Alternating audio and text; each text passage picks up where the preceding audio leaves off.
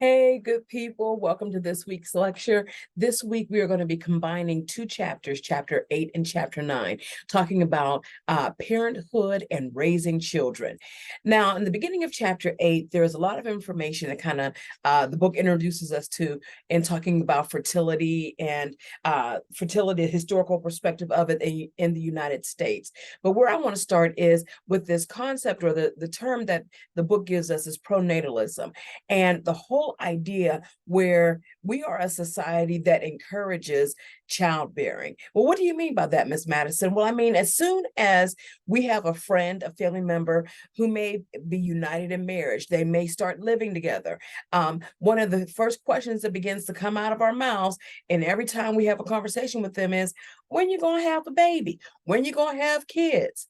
And when we think about that, we have to ask ourselves, what is really our expectation of this couple? Is it simply to procreate? Is it that they would live a healthy life and be a healthy family? What are our expectations of them?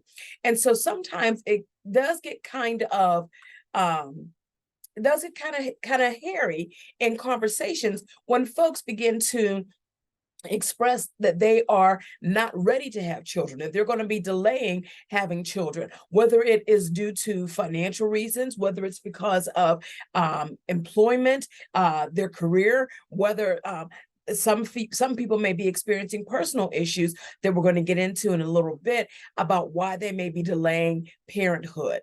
But with all of that being said, we have to know that the thought of parenthood, as people begin to have the conversations one with another, that there are some very big responsibilities that come along with that, right? We have economic responsibilities, we have socializing or socialization responsibilities. But we all know that those of us who are parents, we all know that the biggest reward of being a parent is just having that opportunity to shape and to mold and to have that relationship one with another, with a little one that's coming along.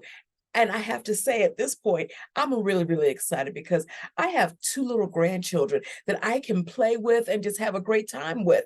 When we talk about grandparents as parents, I'm not one of them. I'm just the grandma, the G mom, okay? But let's get back to talking about child rearing. One of the issues that some couples may deal with when being faced with the issue of becoming a parent is the issue of infertility.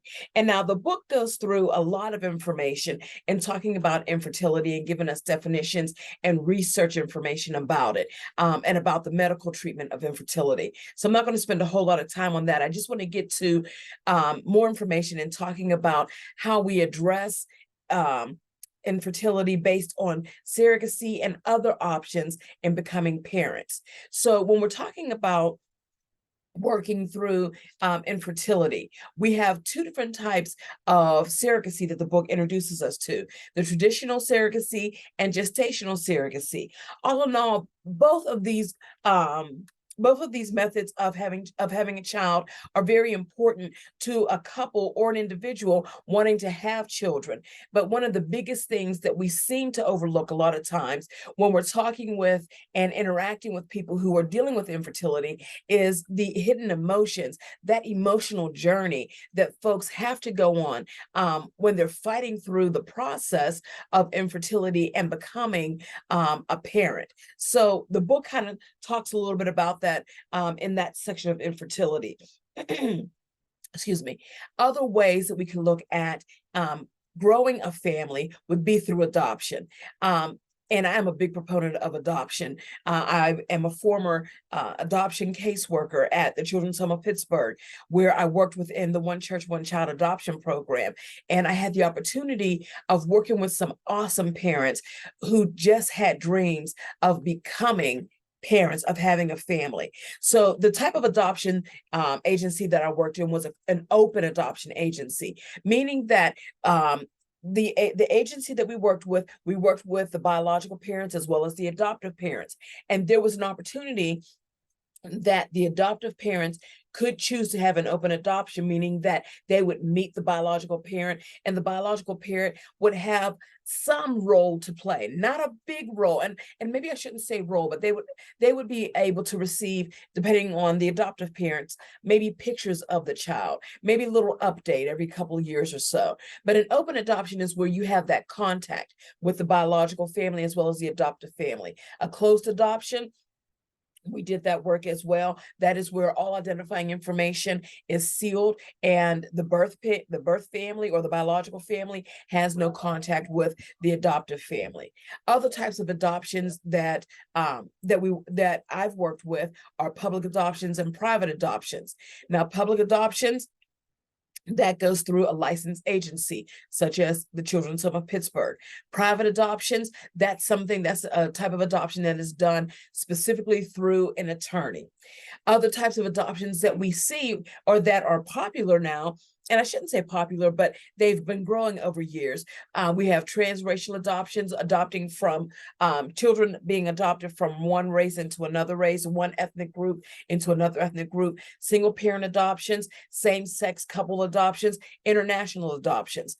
I will say this to you, good people.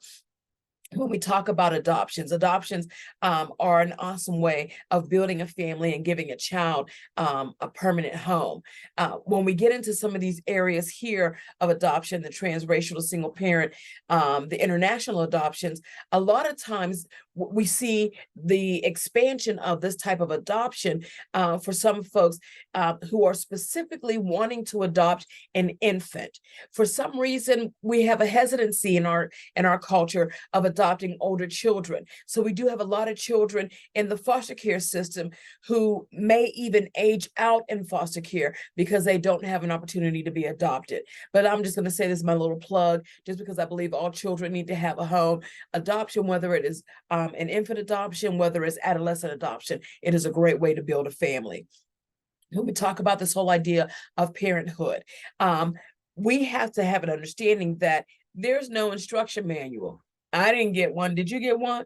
But there is no instruction manual on how to be a parent. So we have to look at, some of the transitions, some of the challenges of transitioning into this new role. So when we talk about transitioning, the sleeping in is gone. Being free and single and ready to mingle, that's gone. Getting up on Saturday afternoon at 12 o'clock to have brunch with your friends, that's gone. We have to recognize that there is someone who is now depending on us to be responsible, to be accountable, to be there for them when they are in this place of needing us, and that would be our child. So the transition of moving into parenthood is one that we really got to take some consideration. When we talk about the sex differences in the transitioning into parenthood, that's where we're looking at kind of the challenges, and we'll get into this actually in chapter 9 of raising our children and how the challenge of raising sons versus daughters. Oh my goodness. Those of us who have been on the journey, we know the challenge is there. And that's what we get into in chapter 9, raising our children. When we're thinking about the challenge of raising them, one of the things we have to be mindful of is that the family unit, the parents in particular, they are one of the key agents of socialization. We were introduced to these agents of socialization in a previous chapter. We know that they are parents, schools, media, peers, and toys.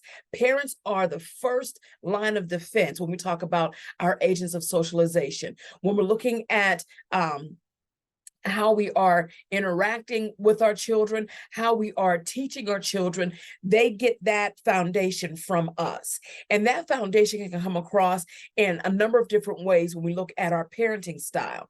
The parenting styles that our book touches on would be the authoritative versus authoritarian. Authoritative and authoritarian are they're kind of the same in a little bit, in that both are demanding and have a very strict style in parenting. The difference is that the authoritative parenting is more receptive and more warm to hearing what a child says, and to maybe integrating, almost kind of like a democratic type of leader, allowing the child to have a voice. Whereas the authoritarian perspective or authoritarian parenting style is very punitive, that there's no ifs, ands, or buts. It's my way or the highway. Okay, so that's the difference between the authoritative and authoritarian. Our permissive type of parenting is one that has fewer controls over the kids, one that we'll say that may have the option of timeout maybe one too many times, but but this is our three different types of parenting styles that we have to learn what works best for our family system. When we're talking about being a parent, we have to figure out what is mothering versus what is fathering. When we talk about what is mothering, the identity of a mother, and those of us who are mothers, we know that the identity of mother is one that there are a lot of expectations, that there are a lot of responsibilities. When we think about the identity of a mother, the expectation of specific type of behavior coming from this person who is a mom, meaning that you're always going to be there, you're always going to provide the dinner, you're always going to do these things. The activity of mothering, that is always one that we're involved with the children. We're involved hands-on in teaching and nurturing and in helping the child, versus the fathering, the identity of the father. In generations past, y'all, the identity of the father, it was important that that identity be as a provider. The identity of the father, it was important that they be seen as, I am the breadwinner, the one that's in charge, the one that is the head of the house.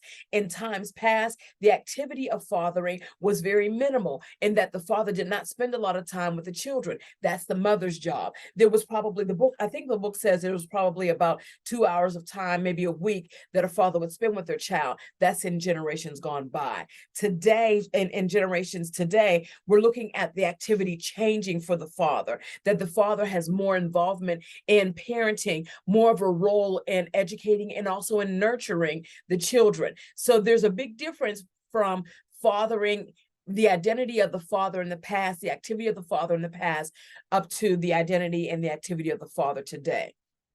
The last thing, when we talk about parenting, and we're looking at raising parents, we got to think about how these children, how they influence the way that our parents function.